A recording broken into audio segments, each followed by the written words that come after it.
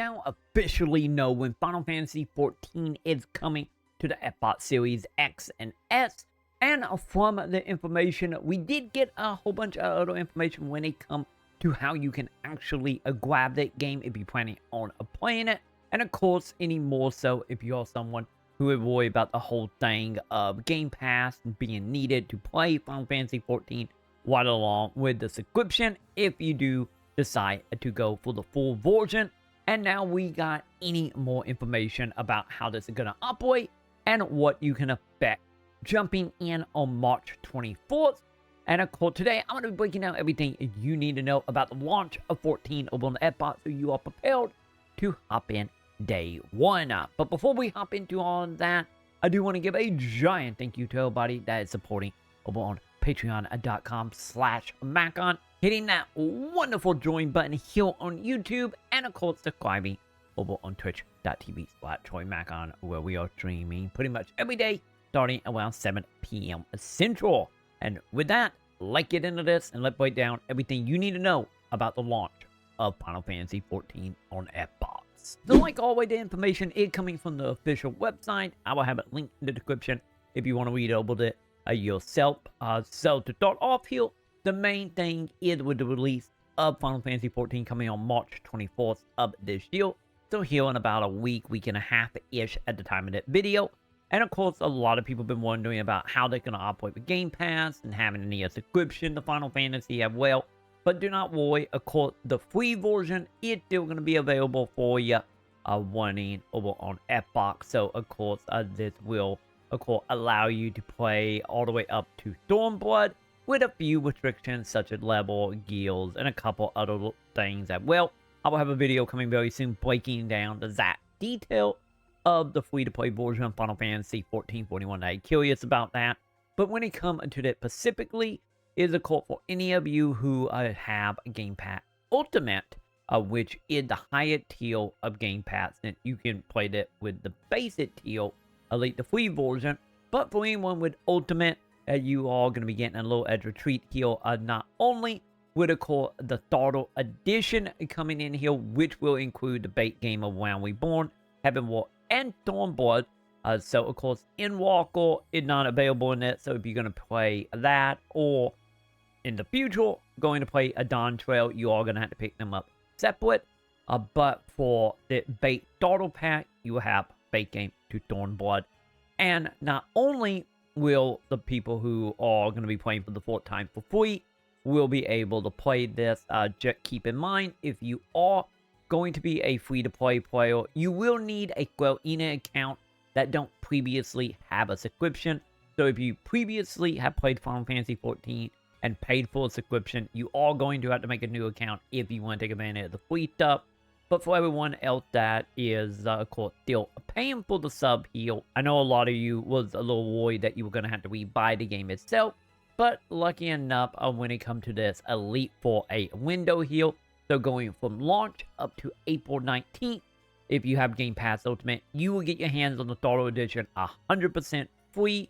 And of course, with this, that will, of course, unlock for you to play this on Xbox, as well as PC if you already own it on PC or PlayStation.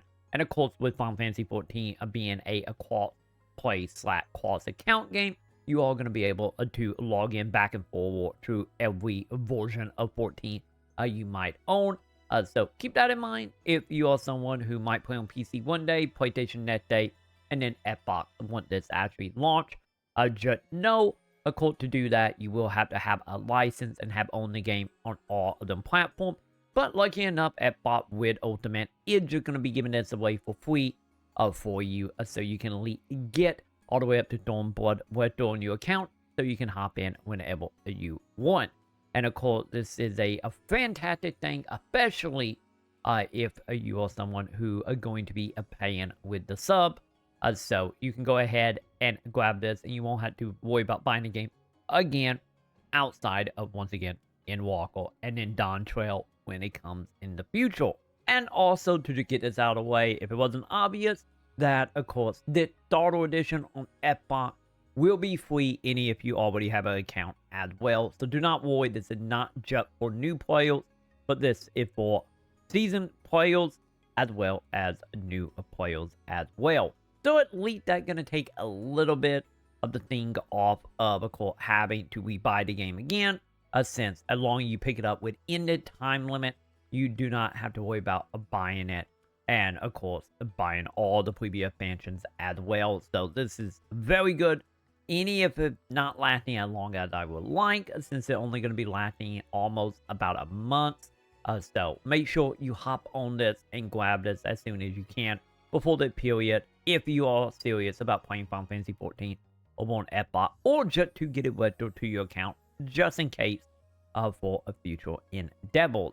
And of course, once again, if you wasn't aware or wasn't obvious here, is of course a Game Pass will of course still be required, as well as a subscription to the game as well. Since I know a lot of people was hoping that Microsoft will go ahead and remove that restriction, since over on PlayStation and obviously PC, you do not have to pay extra, because as long as you have the sub in the game, you can just play it on PS4.